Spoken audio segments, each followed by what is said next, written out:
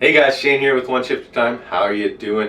We are back once again doing the XFL Power Rankings. This is going to be episode 4, week 6 of the XFL season. Out of 10, we're already halfway through. It has been a great season. And let's start off with number 8. It's the Orlando Guardians. They're 0-5. They're the last team in the league that has not won a game, as they did lose the battle of the two teams that had not won versus the Vegas Vipers in, honestly, a very entertaining game. I mean, there was just an insane amount of scoring, and it came right down to the wire, so it was a very good game. They are going to be in tough as they do take on one of the hottest teams, the Seattle Seadragons, Saturday at 1 o'clock. Number 7, we got the San Antonio Brahmas. They're 1-4, and they slide down the list a little farther. They're all the way down to 7th now because they are currently on a 3-game losing streak. A lot of these losses haven't been horrible, like the game against the Arlington Renagades this week. They were winning the game most of the game, and then they just lost it at the end. So I haven't dropped them a huge amount. They're still ahead of somebody, but they are definitely 1-4, and it's not looking good. They are going to get a chance at redemption, as they do have a rematch versus the Arlington Renegades on a Sunday. Number 6, it is the Vegas Vipers, 1-4, and fresh off that first win. And as I said, it was a very entertaining game, as long as you don't like, or as long as you like offense and are not a huge fan of defense. If you're a fan of defense, that game probably infuriated you, as there was almost none. They are going to take on the St.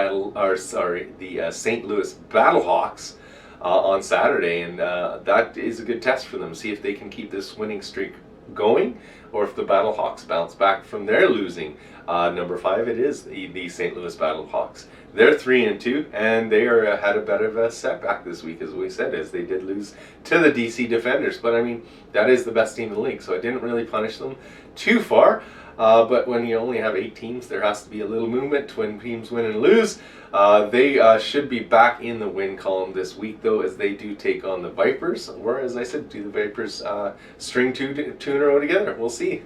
Number 4, the Arlington Renegades, 3-2, and they had that comeback win against the Brahmas. I couldn't move them up too far, though, because it was just over the Brahmas. They spent a lot of this week preparing for the rematch, as we did talk about. They're going to have another chance at the Brahmas. Let's hope this game is a little more exciting. I believe the final score was like 12-10 or something. It was definitely not a very high scoring game. Number 4, we got the Houston Roughnecks. 4-1, and they finally felt the taste of defeat this week. One hell of a game versus the Seadragons, I tell you. That was another awesome one. They have 4 touchdowns more than the closest team in the league, so definitely scoring is not the issue, but they do need some better D coming down the stretch. And they got a very tough game, as they do take on the undefeated number 1 team, the DC Defenders, on a Monday night matchup. Our first Monday night matchup. Looking forward to that. Number 2, it's the Seattle Seadragons. They have sure worked their way up. I think they started at number 7 in our first power rankings. They're all the way up to number 2 now. They are 3-2, and they are riding that 3-game winning streak. And after that first 2 losses, they really turned it around. It was a big win this week, as they said, to beat the before that undefeated Roughnecks. So they're beating good teams as well. It's not just like they're beating the Vipers in Orlando, but they do get a chance to beat the Orlando Guardians again this week. So they could just continue to improve. And that's going to bring us to number 1, back in their spot. It is the DC Defenders. They were there week 1 and 2, and then I dropped them in week 3. They're back in week 4. They are 5-0, and as I said, I don't really think there's any doubt, as they are the only undefeated team left. And they I think, are in first place because they aren't the flashiest, most offensive team. They have the best defense. And you know what they say, defense wins championships. And right now, they're undefeated. So I just really, as I said earlier, can't wait for this Monday night battle, as they do take on the Houston Roughnecks. And the combined records of these two teams is 9-1. So this has the potential to be one of the great games. Let me know, as always, in the comments below how you think the XFL season has gone so far, what your top teams are.